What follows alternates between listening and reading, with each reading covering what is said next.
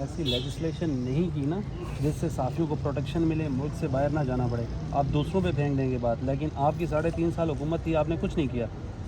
دیکھیے ہم نے اپنے لیول پہ بہت زیادہ قانون سازی کی. ہم نے جو صحافی تنظیمیں ان کے ساتھ بھی رابطہ رکھا. ہم سے بھی جو تھوڑی بہت غلطیاں ہوں گی ہم تسلیم بھی کرتے ہیں, لیکن اس وقت بھی ہم نے صحافیوں سے کیا کہ آئیں بیٹھیں کہ ایک ایسے قانون سازی ہو جس میں مطلب کوئی کسی کے خلاف جو ہے نا اس قسم کے ہاتھ خرچ نہ کر سکے. میرے خیال میں دائرہ درست اب بھی اس بات کی ضرورت ہے, لیکن اس وقت تو حکومت ہی نہیں ہے اس ملک میں. آپ دیکھ رہے کہ کیا حکومت ہے, 13 پارٹیاں ہیں, ایک پارٹی ایک بولی بول رہی ہے, دوسری بولی بول رہا ہے. کوئی کنٹرول نہیں ہے, حکومت کی کوئی ریٹ نہیں ہے, اور جو اس قسم کی بات کرتے ہیں اس کو اس قسم کی دھمکیاں مل رہی ہے. آپ دیکھ رہے ہیں کہ جو ہمارا MNA سارے احمد کے ساتھ کتنا توہین آمیز اور تہذیب آمیز رویہ ہوا ہے, اس کو بھی ہم کل جو ہے نا ہائی کورٹ میں ریٹ داخل کر رہے ہیں. جو اعظم سواتی کے ساتھ ہوا, جو شہباز گل کے ساتھ ہوا, یہ کوئی یہاں تو ایسا محسوس ہے کہ جنگل کا قانون ہے. یہاں تو کوئی قانون کی حکمرانی ہے نہیں, اور میں بھی سمجھتا ہوں کہ ریٹ آف دی گورنمنٹ بھی نہیں ہے. جو ادارہ جس طرح چاہے وہ بھی کرتا ہے. یہ ارشد شریف صاحب کو گولی لگی, 4 لوگ بیٹھے تھے, ارشد شریف کو ہی لگی, ٹائر کو نہیں لگی, شیشے پہ نہیں لگی, ان کے ہی سر پہ لگی. کیا سمجھتے ہیں آپ کیسی انویسٹیگیشن ہوگی؟ کورٹ میں مسئلہ جاتا ہے, ختم ہو جاتی ہے بات. یہ انویسٹیگیشن کیسے ہوگی؟ اتنا بڑا احساسہ ہمارا لوز ہو گیا آج. دیکھیے مجھے ابھی پورا انفارمیشن نہیں ہے, دوسرے ملک سے خبریں آ رہی ہے, اس کو دیکھ لے کہ تاکہ صحیح حقائق سامنے آ جائے تو پھر بات کی جائے گی, اور ہم تو پش کریں گے کہ صحیح معنی میں تحقیقات ہوں.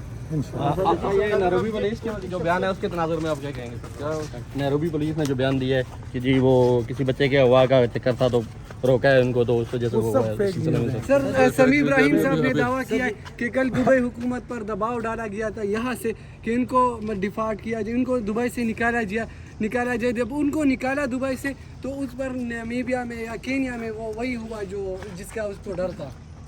میں اس وقت کوئی بات اس لیے نہیں کر سکتا کہ میں سمجھتا ہوں کہ ہمیں بہت احتیاط سے بات کرنی چاہیے, اور جو انٹرنیشنل اس قسم کی کوئی فارمز ہیں اس کے اوپر جو ہے نا جا کے ہم میرے خیال میں ہمیں جانا چاہیے تاکہ ایک ایسی تحقیقات ہو جو حقائق صحیح معنوں میں.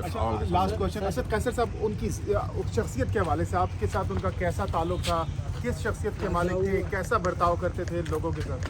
بہت محبت والا, بہت ہی شائستہ آدمی تھی, اور بہت لرنڈ تھے نا, مطلب وہ ایک تعلیم یافتہ ایجوکیٹڈ آدمی تھی, اور اس کے اندر بس اس پاکستان کے لیے اپنا ایک سوچ رکھتا تھا. آپ کے ساتھ لاسٹ بات کب ہوئی تھی ان کی ملاقات؟